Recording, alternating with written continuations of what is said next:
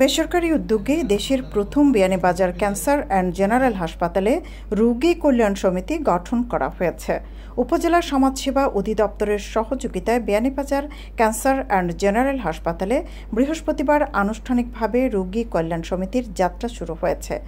সমিতির উদ্বোধন উপলক্ষে আয়োজিত অনুষ্ঠানে সিলেটের সাবেক সিভিল সার্জন ও বিয়ানীবাজার ক্যান্সার অ্যান্ড জেনারেল হাসপাতালের মেডিকেল অ্যাডভাইজার ডাক্তার ফয়েজ আহমেদের সভাপতিত্বে অনুষ্ঠানে উপস্থিত ছিলেন বিয়ানীবাজার উপজেলা নির্বাহী অফিসার কাজী শামীম, থানার ভারপ্রাপ্ত কর্মকর্তা Enamul Haque Chowdhury, Beanibazar cancer and general হাসপাতালের ভাইস প্রেসিডেন্ট আলহাজ মাসুম হোসেন, রোগী কল্যাণ সমিতির সভাপতি ও হাসপাতালের CEO and MD Mohammad Shahabuddin, Beanibazar উপজেলা সমাজসেবা অফিসার এবং রোগী কল্যাণ সমিতির সাধারণ সম্পাদক অনুজ চক্রবর্তী, হাসপাতালের কোঅর্ডিনেটর জাকির হোসেন খান, রোগী কল্যাণ সমিতির অন্যতম দাতা সদস্য ও শাহজালাল ইসলামী ব্যাংক বিয়ানীবাজারের ব্যবস্থাপক মোহাম্মদ মাহবুবুর রহমান, সিটি ব্যাংক বিয়ানীবাজারের ব্যবস্থাপক সেলিম আহমদ, ব্র্যাক ব্যাংক বিয়ানীবাজারের ব্যবস্থাপক মোহাম্মদ রইসউদ্দিন, বিয়ানীবাজার জার্নালিস্ট অ্যাসোসিয়েশনের সভাপতি আহমেদ ফয়সাল সহ সুবিধাভোগী রোগী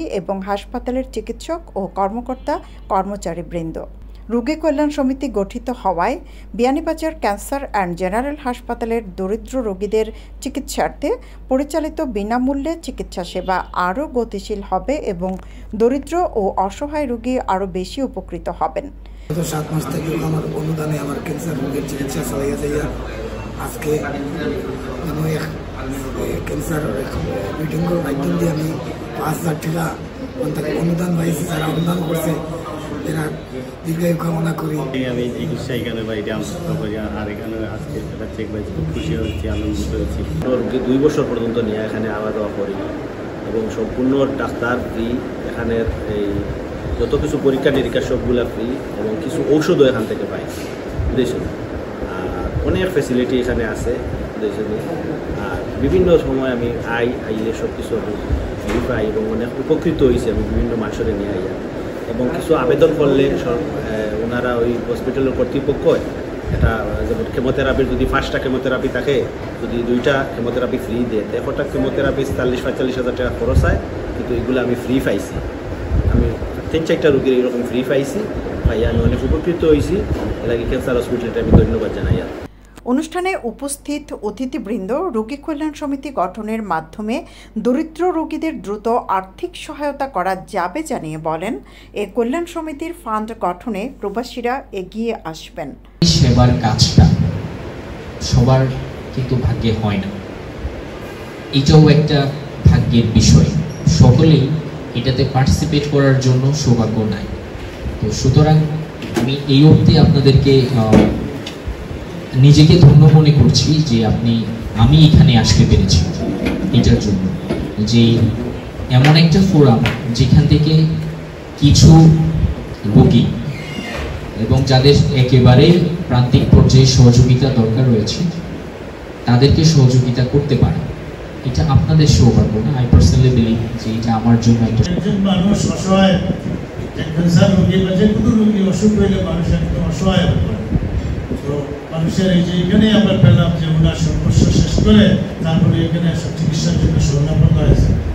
তো চিকিৎসা একটা মারাত্মক কঠিন জিনিস, বিশেষ করে এই যে ক্রনিক বা ক্যান্সার এই জাতীয় রোগের চিকিৎসা। তো সেই হিসাবে আরও বিভিন্ন ফান্ড থাকে মানুষের, এখানে অনেক ডোনার থাকে, তাদের শেষ বয়সে ছেলেমেয়েরাও আসে না, সম্পত্তি এখানে উইল করে দিতে চায় বা ট্রাস্ট করে দিতে চায়। এইসবও সন্তান রাখবেন, মানুষ যদি সুযোগ পায় দান করার তাহলে এখানে করবে। রোগী কল্যাণ সমিতি হাসপাতাল ও সমাজসেবার দায়িত্বশীল কর্মকর্তা মাধ্যমে পরিচালিত হবে জানিয়ে সমিতির সভাপতি ও সাধারণ সম্পাদক সবার সহযোগিতা কামনা করেন। নন গভর্নমেন্টাল কোনো কাজে কোনো হসপিটালে এই প্রথম আমাদের বিয়ানীবাজার ক্যান্সার হসপিটাল তারা এটাকে স্থাপিত করার জন্য পারমিশন দিয়েছে। তো আলহামদুলিল্লাহ আজকে 7 জন পেশেন্টকে আমরা অনুদান দিতে পেরেছি এবং এখান থেকে আমরা যে ক্যান্সার জেনারেল পেশেন্ট আরও মরণব্যাধি যে অসুস্থতা আছে সেই নিয়ে লোক আসতে পারবেন এবং আমরা এবং বাংলাদেশ গভর্নমেন্ট যৌথভাবে আমরা একসাথে কাজ করে মানুষের কল্যাণে কাজ করার এই চেষ্টা প্রচেষ্টা আজকে বাস্তবায়ন হইল।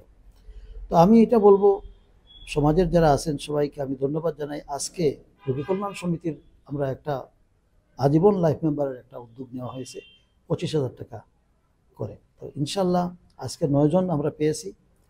আরও যারা বিদেশে আছেন, লন্ডনে আছেন, বাংলাদেশে আছেন, বিত্তশালী সবাই এগিয়ে আসবেন এবং এই গরিব দুঃখী অসহায় যারা অসুস্থ তাদের পাশে দাঁড়ানোর যে একটা সূত্র বেড়েছে তার সাথে জড়িত হওয়ার জন্য সবাইকে আমি অনুরোধ জানাচ্ছি।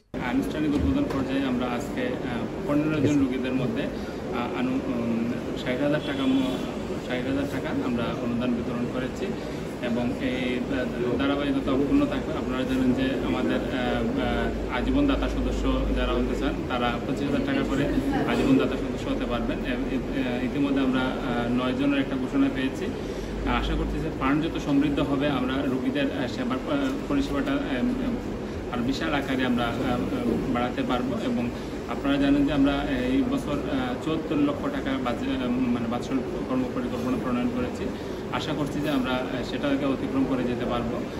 রোগী কল্যাণ সমিতির ফান্ড পরিপূর্ণ করতে দায়িত্বশীলরা সবার প্রতি অনুরোধ জানান। উদ্বোধনী অনুষ্ঠানে 25,000 টাকা করে 9 জন আজীবন সদস্য হয়েছেন।